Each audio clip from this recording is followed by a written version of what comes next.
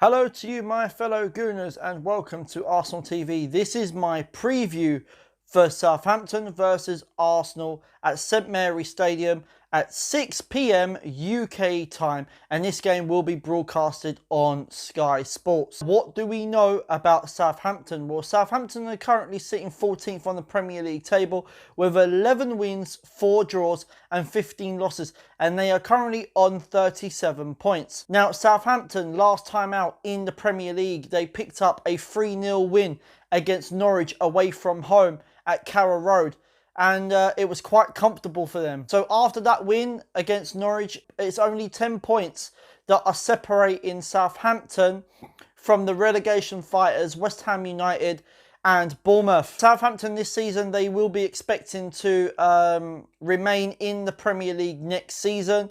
I think with only, 8 games to go in the Premier League, they are completely away from that relegation battle. Now, going into this match against Arsenal, Southampton do not have any fresh injuries whatsoever. So they'll be expecting to go with the same starting 11 they went with against Norwich, and that will include the ex-Liverpool player Danny Ings.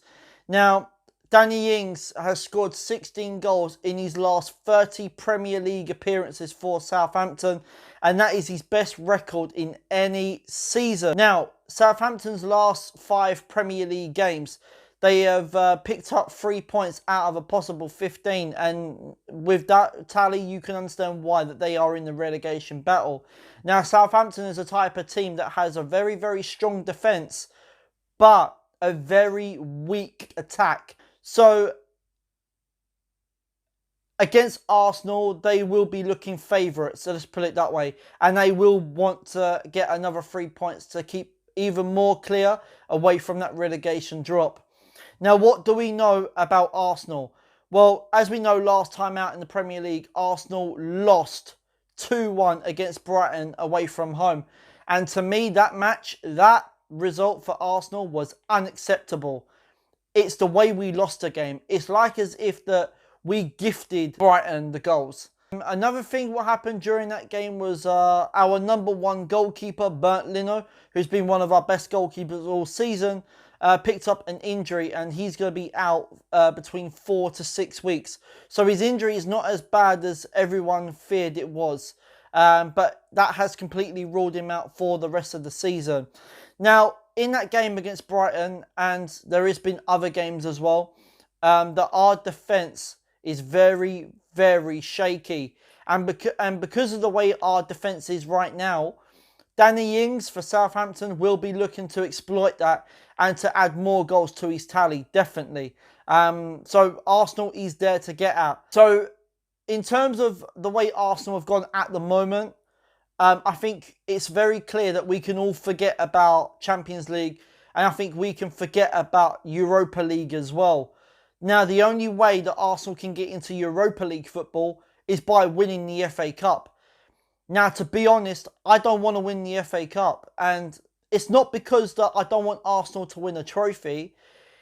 It's simply because I don't want Arsenal in European football. Because I think if we come out of European football next season and just there's no European football at all, that could do us the world of good, because then we can start focusing more on the Premier League, and we can start focusing on our team and get them, where they should be. And I think this season is going to be very, very, very, very critical for Mikel Arteta, because this is where he needs to line up every one of these players that's in this squad. He needs to pick who's going to be part of his next process for that season. And the rest, he needs to decide to sell or loan. So it's going to be an interesting summer for Arsenal, definitely. But let's just wait and see what happens. Now, as we know, recent updates that come out of Arsenal was the contract updates that involved David Luiz, Cedric Soares, Pablo Mari and Dani Ceballos. Now, I do have the updates on them, and I'm going to run through them. David Luiz, Arsenal has been offered. He's been offered a 1-year contract extension. I don't know why. Cedric Soares. Now, this one was a bit confusing. Now, they've given Cedric Soares a 4-year contract deal. considering he hasn't even played a single minute in an Arsenal shirt, which is kind of a bit baffling. Why have they offered him a 4-year contract when we haven't even seen him play? So maybe they've looked at him in training and Mikel Arteta thinks very, very highly of him. Now, could that mean the possibility that Hector Bellerin could be out the door in the summer? That's sort of what I'm thinking of at the moment. The other player is Pablo Mari. Now, Arsenal have offered Pablo Mari a 4-year contract deal. Again, another player that's only played 3 matches. Obviously, Man City played only 24 minutes. Then you had West Ham at home, where we won that game 1-0. And he played against Portsmouth as well. So we have seen glimpses of him. And Arsenal paid his release clause of £14 million. Now, the other player, which is Dani Ceballos. Now, Arsenal has extended Dani Ceballos' loan deal. So hopefully he'll get a better start. Me, personally, I wouldn't have extended it if it's me. But I think it's because of the injuries that we've got. I think that's could be another reason why. I'm not too sure. But those are the updates on the contracts. Now, going into this game against Southampton, I do believe that Arsenal are the underdogs. And I think the reason why is because we don't have a good record against Southampton away from home. Southampton has always been our bogey team. We either go there, we get a draw, or we always lose. And our record against Southampton has always been the same since Wenger days. We do always struggle against Southampton, whether it's home or away. And I think it's because that Southampton have a good defensive unit. Not a good attacking unit, but they've got a good defensive unit. And that's how they stop teams coming at them. Now, I believe that the last win Arsenal got against Southampton was in May 2017, where it was in the second half with Alexis Sanchez scoring the goal and Olivier Giroud. That was the last time we actually got a victory. But the recent meeting against the two sides was actually at the Emirates Stadium this season. And we ended up getting a 2-2 draw, and Lacazette ended up scoring both of our goals. So it proves this is going to be a very, very tough game for Arsenal. Very, very tough. And we need a win. We do need a win. Not because to get us into the Champions League places or anything like that. It's for the team morale. It's to boost the confidence of this team. We need a win, because if we get a win, then we'll start to get our confidence back. But if we get another loss, then Mikel Arteta is going to find it very, very tough. So guys, with that said, I'm going to get into my predicted lineup for this game. I am going to go with a 4-3-3. I don't reckon Mikel Arteta will revert back to the 4-2-3-1. There is a way he could go to a 4-1-3-1-2 or a formation like that. But I'm going with a 4-3-3. So starting off in goal is going to be Emi Martinez. So he's had to go in goal because of Bernd Leno's injury, and he will be our goalkeeper for the remainder of the season. And I've got no problem with that. We're going to go to the defensive area. At right back, I'm going to go with Ainsley Maitland-Niles. Now, before Mikel Arteta came in, Ainsley Maitland-Niles was at the right-back position, and I think he was doing quite well until he had a bit of a falling out with Mikel Arteta. And ever since then, Maitland-Niles hasn't really played. And I'm going to take Bellerin out because I think during Brighton game, I think Bellerin was very, very poor. And I think this is a game where we need a bit more energy. And I'm going to go with Ainsley Maitland-Niles. We're going to go to the left-back position, and I'm going to go with Kieran Tierney. I know Kieran Tierney didn't play against Brighton, and it's understandable because they're trying to manage, his injury that he had against West Ham. So it was nice for him to be taken out for a while. And I'm going to put him back in, so I'm going to go with Kieran Tierney. We're going to go to the two centre-backs. First off, I'm going to go with Mustafi. I think he's been one of the good players out of a bad bunch, to be quite honest. I would like to think that maybe we do need to go and get another centre-back in the summer.